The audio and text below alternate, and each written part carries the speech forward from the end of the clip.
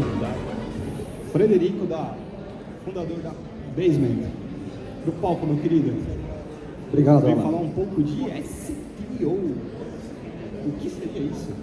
Isso aí, Security Token Offer. Todo seu. Obrigado, Alan. Bom dia a todos. Obrigado aos organizadores do evento pelo convite. Meu nome é Frederico. Eu vou contar aqui um caso prático. O primeiro Security Token Offer do Brasil. O que é isso? É uma emissão de valores mobiliários no blockchain. Com essa fala eu espero trazer um pouquinho de reflexão para vocês de como o blockchain, como essa nova tecnologia pode impactar o mercado de capitais de pequenas empresas. Bom? Aí. Essa nossa primeira emissão de tokens como um valor mobiliário foi feito usando a instrução CVM 588. Essa é a regulação do crowdfunding de investimentos. Então, antes de chegar em mais detalhes aqui da nossa operação, eu vou falar um pouquinho sobre a regulação 588.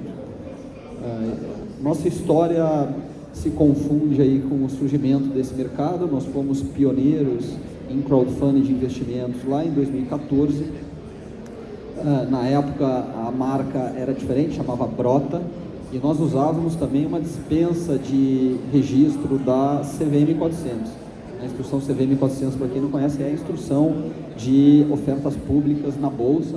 Então, para captar na época R$200 mil pela internet, foi o que a gente fez, eu usava a mesma instrução que a Natura, quando entrou na Bolsa, usou para captar os seus milhões ou bilhões. Esse mercado avançou. Em 2017, a CVM criou uma regulação específica para o crowdfunding. Isso tem sido um motor de crescimento muito grande para o mercado. Então, no ano da regulação da CVM, o volume total captado pelas plataformas era na ordem de R$10 milhões. Um ano depois, em 2018, ano passado, foi um volume de R$30 milhões. Esse ano a estimativa do setor é que a gente ultrapasse R$100 milhões, ou seja, o mercado vem crescendo 3 vezes ao ano nos últimos 3 anos. A tendência é que isso se mantenha por algum tempo, já que a base é muito baixa, e os mercados mais maduros já mostram um potencial de penetração do crowdfunding de investimento muito agressivo. Então, para dar uma dimensão para vocês, tanto Estados Unidos como Inglaterra, esse já é um mercado de mais de $1 bilhão. Estados Unidos e Inglaterra hoje, por volta de 1/3 de todas as empresas que captam investimento em estágios iniciais, usam alguma instrução de crowdfunding. É um número bastante impressionante, tendo em vista que é um movimento muito recente ainda. No Brasil, eu costumo dizer que a gente tem uma das melhores regulações de crowdfunding do mundo. Ela é bastante acessível, ela impõe pouca burocracia e amarras aos empreendedores, e ela permite que qualquer investidor, independente do poder aquisitivo, se ele é investidor qualificado ou não, possa participar disso.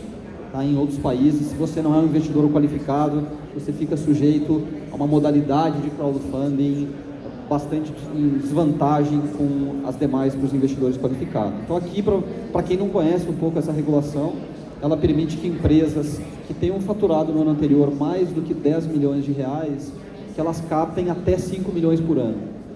Em 2 anos da regulação, de julho de 2017 para agora, nunca uma empresa tinha batido esse teto. Então, sempre muita gente fala, mas é muito pouco, a CVM devia ter permitido que tivesse um teto maior. Passaram-se 2 anos e ninguém havia captado 5 milhões ainda. Nós conseguimos agora, uma empresa cliente nossa no Basement, que é o CRIA, que faz parte do grupo, inclusive, acabou de captar R$5 milhões para uma cervejaria. Não é nenhuma fintech, não é nenhuma empresa high profile aí de investidores, mas uma cervejaria captou em 9 dias R$5 milhões. Um mês antes ela tinha captado na sua própria base, de forma privada, outros quase 5 milhões, R$4,5 milhões, demonstrando aí o poder das redes. que é um conceito aqui que para a maioria que se interessa em blockchain deve ser bastante óbvio. Outra característica que eu citei aqui, importante da nossa regulação, ela é acessível para qualquer investidor, independente do poder aquisitivo. Ela oferece níveis de governança, a gente fala aqui, muito fáceis, ou seja, ela não impõe nenhuma prestação de contas obrigatória para essas empresas, e isso é fundamental. Alguém aqui que está empreendendo uma empresa de tecnologia acha que precisa segurar um pouco o seu segredo por mais tempo, é muito comum isso no ambiente de startups, não vai querer abrir com centenas ou milhares de investidores os seus números, os seus principais indicadores-chave. Então a CVM é muito amigável em dizer que a empresa define o que ela quer reportar. Tá? E o que a gente considera a coisa mais importante, talvez a mais difícil de conseguir com a CVM na época da regulação, essas empresas podem escolher para quem elas querem mostrar o seu negócio. Então, alguns dos nossos principais clientes hoje fazem crowdfunding de uma forma restrita. Muitas vezes fazem eventos para sua comunidade, 5 mil, 10 mil pessoas que participam desses eventos, mas só aquelas pessoas que estão na rede, que de alguma forma contribuem para aquele ecossistema, podem investir. Ou seja, crowdfunding não significa colocar uma oferta na internet e qualquer um poder investir. São empreendedores podendo escolher qual é o público-chave que eles querem alavancar com essa possibilidade de um crowdfunding. Um pouco da nossa estratégia, acho que sendo pioneiro, a gente acabou tendo mais tempo para aprender como desenvolver esse mercado. Foi aí que surgiu o momento que a empresa fez uma cisão e a nossa plataforma, antes que era o Brota, virou CRIA, e a gente criou o Basement, que oferece essa infraestrutura de captação para terceiros captarem, e é um ecossistema que para nós vai muito além dos investidores, dos empreendedores, e tem aí, além dos advogados, que é uma figura-chave, nós criamos uma figura que a gente deu o nome de agentes de estruturação. Tá? Então são pessoas, são empresas, são indivíduos que se alavancam de toda a nossa infraestrutura tecnológica, também de toda a nossa compliance, estrutura regulatória, para fazer crowdfunding, para fazer ofertas públicas, sejam elas tokenizadas ou não, sem precisar se regular na CVM, sem precisar gastar milhões de reais investindo em tecnologia. A gente tem hoje 14 desses clientes, aqui tem alguns, são gestoras, boutiques de M&A, empresas verticalizadas em segmentos como imobiliário, negócios de impacto, franquias e atualmente até florestas.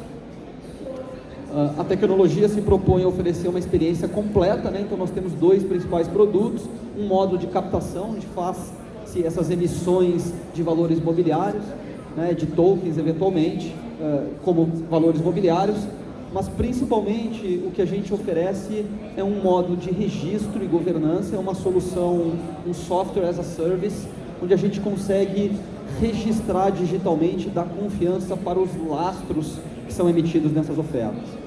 Eu vou fazer um Security Token Offering, que ele representa uma dívida, ele representa uma dívida conversível, ele representa ações, ações são ordinárias, são preferenciais. Então, embora eu vou mostrar aqui um pouco do nosso token, do nosso smart contract, ainda a gente depende de um lastro. Se for uma SA, em geral vai estar num livro, numa gaveta lá escondida e errado, ou vai estar escriturado em algum banco. Se forem mútuos conversíveis, que é um instrumento dominante hoje no mercado de investimento em startups, vai ser um papel ou vai ser um contrato, um PDF assinado digitalmente. O que a gente aprendeu nesses 5 anos é que em 99% das vezes esses lastros estão errados, estão desatualizados, são incompatíveis entre si, nas diversas rodadas dessas empresas, os contratos muitas vezes não conversam. E, portanto, o investidor não sabe o que ele tem na empresa, ele não sabe quando vence, ele não conhece no detalhe os seus direitos, ou ele não sabe o quanto que os direitos de outros investidores interferem nos seus próprios direitos. Então, antes de pensar no token, antes de falar do smart contract, a gente se preocupou e precisou criar toda uma estratégia, uma cadeia que começa com uma digitalização desses contratos, o registro digital, prazos, regras de vencimento, direitos, estruturas e encadeamentos de conversões, por exemplo. partir daí criar uma rede de confiança de advogados que entendem desses contratos e que topam padronizar esses contratos e nos ajudar nessa padronização.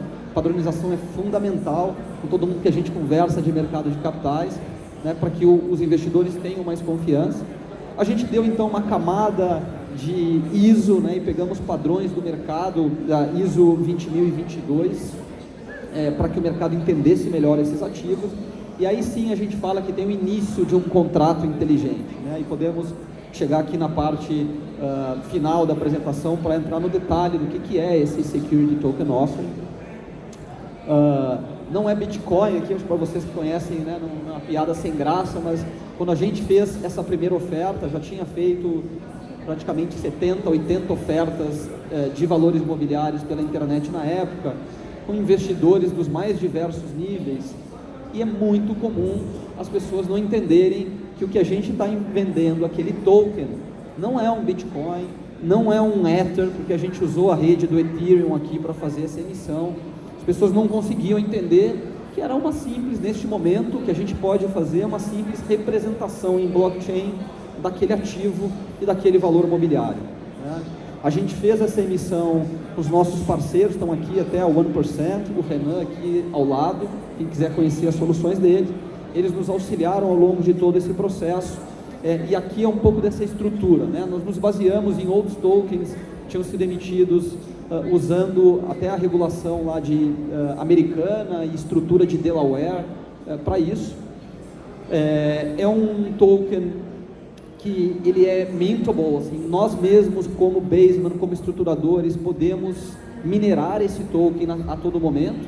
Então, se alguém morre, algum investidor, né, falece, infelizmente, isso aconteceu, a gente precisa que o pessoal do inventário receba e se distribui aquele token entre todas as pessoas do inventário.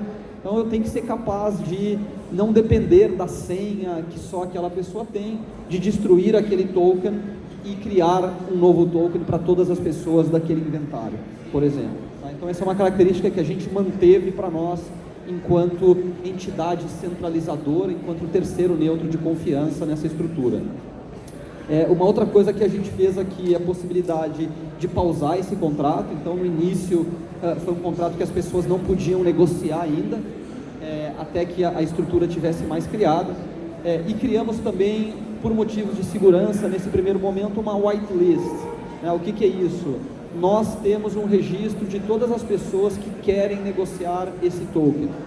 Existe um mercado secundário para negociar? Não, não existe. Por que não existe? Porque não pode ainda no Brasil existir isso. A CVM, eu acho que hoje anunciou uma audiência pública para a criação do sandbox regulatório. Hoje à tarde a CVM faz primeiro diálogos com o CVM, também abordando o sandbox regulatório, ou seja, a gente acha que está perto, 12 meses, 18 meses, para haver um mercado secundário de ativos, né, de valores imobiliários, mas hoje não pode. Então o que a gente fez todo mundo que tem esses tokens, lá está o endereço do token, basta vocês acessarem o Etherscan, colocarem Baseman Token ou BT1, vocês vão ver todas as características desse token, todas as carteiras e a distribuição desses tokens. Mas se você encontrar alguém que tem e você queira comprar, você precisa se registrar, entrar no whitelist, fazer um processo de no-client com a gente, e aí vocês estão livres para negociar esses tokens, tá?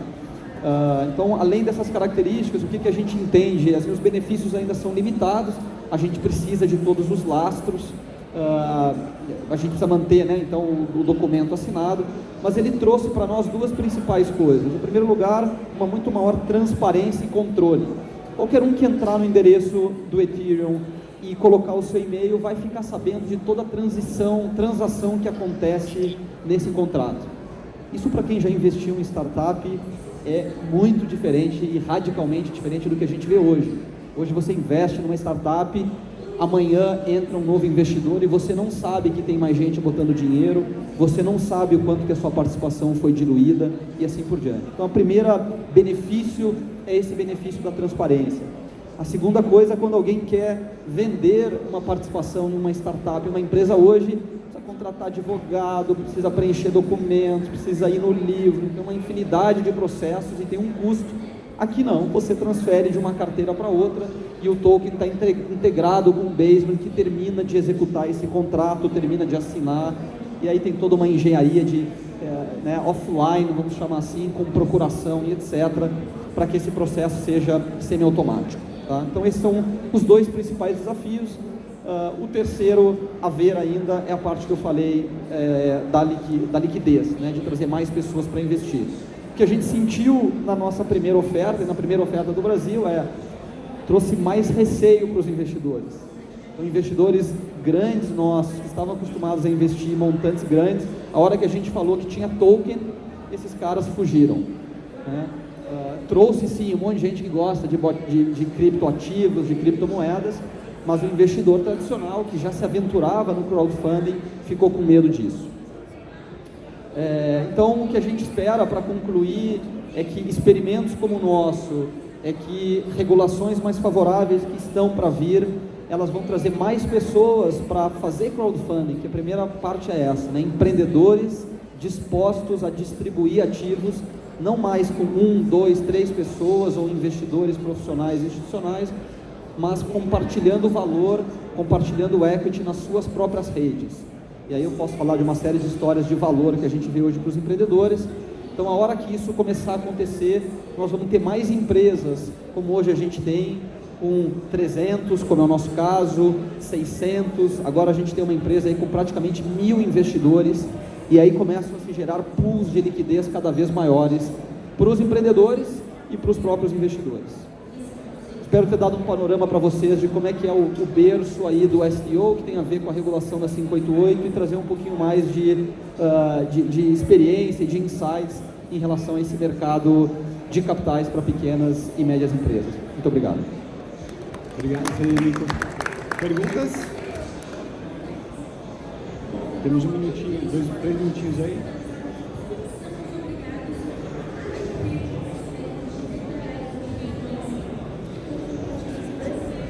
Se você tem, então, agora o primeiro STO, significa que a CVM já tem tudo que precisa para você trabalhar. É o equivalente que o SEC fez nos Estados Unidos. Esse é o caso. E a outra questão, eu posso trabalhar com você, saindo daqui, montar minha empresa e deixar ela, as participações, as distribuições, totalmente já em token? Sim, você pode hoje fazer uma captação e deixar que as participações todas estejam representadas em um blockchain através de tokens, seja o blockchain que você escolher, mas isso não significa que você não precisa ter seus livros societários, que você não precisa ter todos os lastros físicos como qualquer empresa precisa ter hoje. Então, de novo, se você emitir mútuos conversíveis, você não tem que ter mútuos, documentos escritos com qualidade. A gente tem documentos padronizados para isso hoje, a gente já investiu algumas centenas de milhares de reais para que eles sejam melhor compreendidos pelos investidores.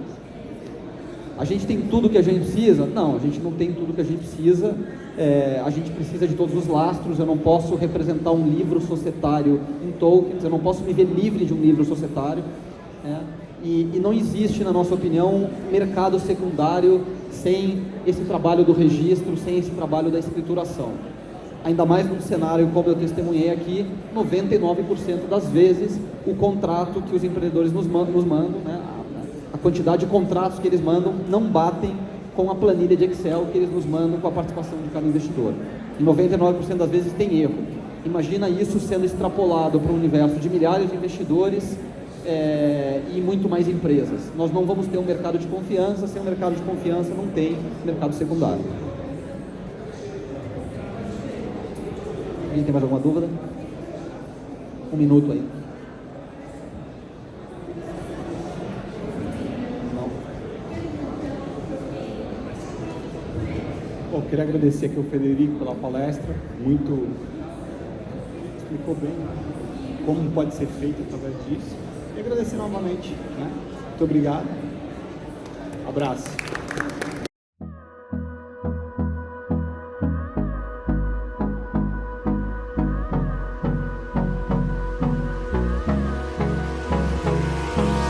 Hold me close till I get up.